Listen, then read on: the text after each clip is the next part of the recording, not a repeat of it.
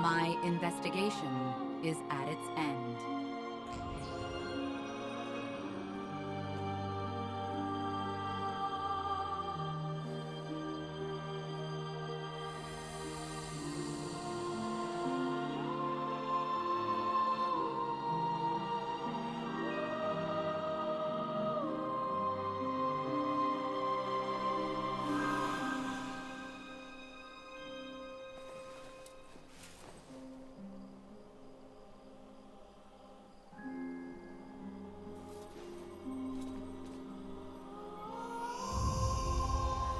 Is it all over now?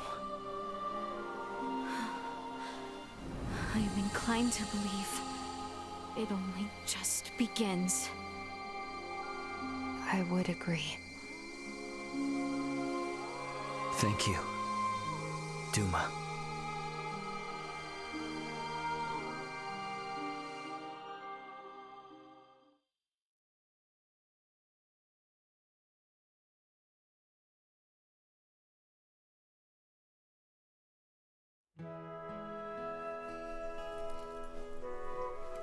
We are to be a protectorate, then?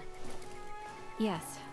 As I mentioned before, Aster IV's prolonged contact with more advanced civilizations categorized it as a protectorate of the Pangalactic Federation. Are we to be subjected to surveillance by an ambassador? No, nothing quite as direct as that. Aster will remain under observation to prevent any unnecessary interaction with advanced civilizations until it reaches a certain threshold. Pretty imperious, aren't you? Was that not where the Federation's faults originally lie? Yes, some things are hard to change. And though it might not exactly be compensation, all of you, who have been subject to intense intervention, now have the option to travel to any Federation system to live or study. Studying on a different planet? I must say, I don't hate the thought. Right? Agreed. But I must refuse. I vowed to attend to tasks on this planet using mine own strength. I've had lesson enough as to the consequences of progression that was acquired through the power of others. That's true. If I studied medical science at such an advanced level, I'm pretty sure I could save lives all across the universe. But first and foremost, I want to treat the suffering people of this world with my own hands and using our own techniques. Our journey into the stars must be one born of our own volition. Only then will we find ourselves on equal ground with you and yours. I see.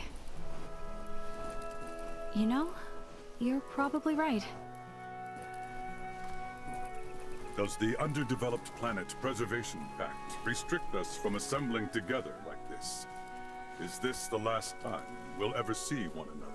Well, I can't speak for Marielle, but Elena and I aren't bound by Federation laws. We can come and go whenever we want. Vir will play a critical role in the Federation's investigation of the Scorpium for sure. Which means there will be times when we will need to contact Colonel Valange and Lieutenant Lola here on Aster. Which should mean that I can see all of you again, so long as I avoid contact with anyone else. That is news I am relieved to hear. Gathering together is the best way for me to share in the experiences of my non-Scorpion companions. Yeah, I mean, if it were up to me, I'd set up a branch of Lawrence Logistics right here in Osirius, and that would let us see as much or as little of each other as we could ever want. Now is a time for restraint. Surely, the events here have opened your eyes to the importance of the Federation's Underdeveloped Planet Preservation Pact. Yeah, I get it. But come on, you gotta at least see how hard that is on a personal level. Don't be so uptight. I say this with respect to the positions of both Elena and Marielle. But, from my own view, I fail to find fault in Raymond's suggestion. Wow, Albie, can't say I expected that coming from you. Spare me. I simply speak for us all. I wonder if my ancestors also felt the same way long ago.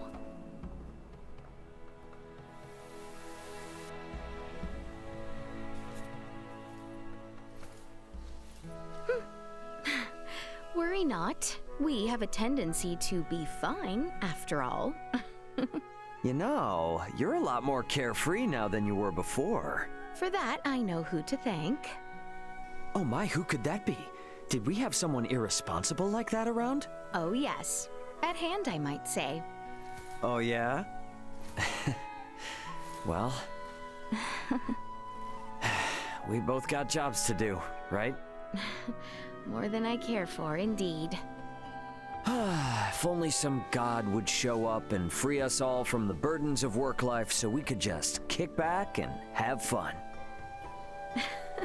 Says the man bound to place his burdens on the shoulders of poor Chloe and Elena.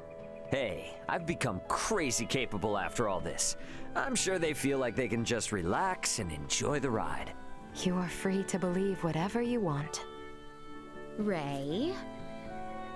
Okay, let's leave it at that. Ray, this is the Aldous. We're now in geostationary orbit. Copy that.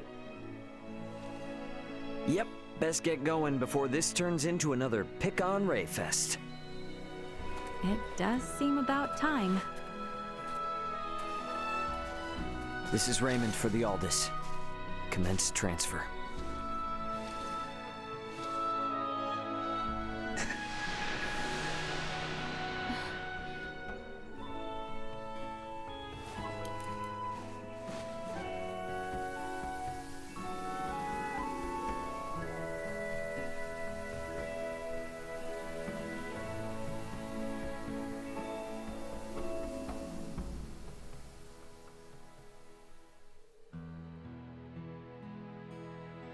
'83.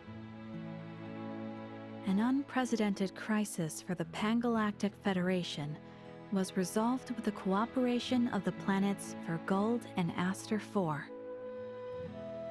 However, the corruption which plagued the highest levels of Federation leadership continues to leave its mark on the organization.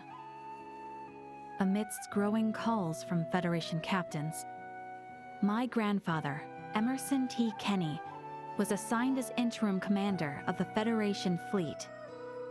A retired military man, he refused at first, but after much pushback, he took the reins to lead the Federation from its worst crisis yet. Through these troubled events, I've come to question the Federation's purpose in this galaxy, as well as my own function as one of its officers. But I choose to believe that its cause is still just. We must ensure a future of peace. Pan-Galactic Federation Lieutenant Mariel L. Kenny. The events that unfolded spanned numerous star systems, though their sovereign was defeated. Remnants of the Centralist Scorpium and their invasive measures still remained. Those among the Pan-Galactic Federation who aligned with the Scorpium cause were on the run, but still retained their influence. To combat both these foes, my partner Elena, armed with data saved from Duma's survey, helped us hit the Scorpium network from their own colony. Duma's experiences and noble ideology had a profound impact on the network, and saw the remaining Centralists quickly weakened. And while everything might still be far from wrapped up, it shouldn't be too long now until the Scorpium find themselves on the right track. My hope now is that the Pan-Galactic Federation might find its way too. Captain of the Lawrence logistics ship the Aldous, Raymond Lawrence.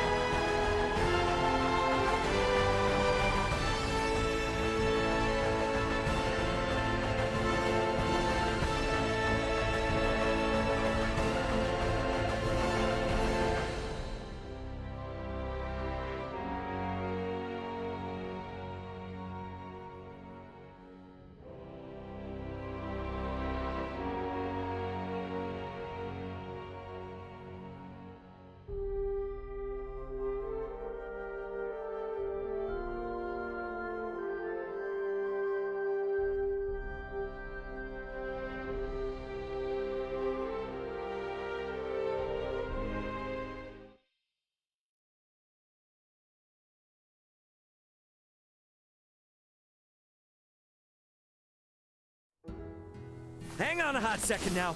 We haven't seen each other in forever, and this is how we kick things off? I informed you we were training. Sure, yeah, training. You didn't say a word about kicking things into overdrive like this. I have deemed as much to be necessary. And we will continue as such until you present yourself as, at bare minimum, the greatest fighter in the kingdom.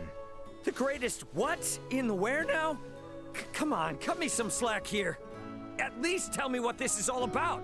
I heard you came bearing gifts for Maester Midas on your prior visit. Yeah, just some coffee from Earth he asked for. That shouldn't cause any trouble for things on your planet here, though. Her Highness and Nina found out. And? The two caused quite the scene before him, lamenting how unfair it was to them. Oh. They are in uproar. They called to see you again, to travel once more through the stars. Okay. Our princess is a person of import our nation cannot replace, and Nina the same. Ah. Okay, I think I know where this is going. If you are to take them with you into the stars, prove yourself here and now. Convince me I can entrust them into your hands. Bingo. Got it. I figured it was something like that. My chakram are much more swift than your cowardly feet. If you're so worried about the girls, then catch up with us, Albie! Halt, Ray! Do not presume to think you can run!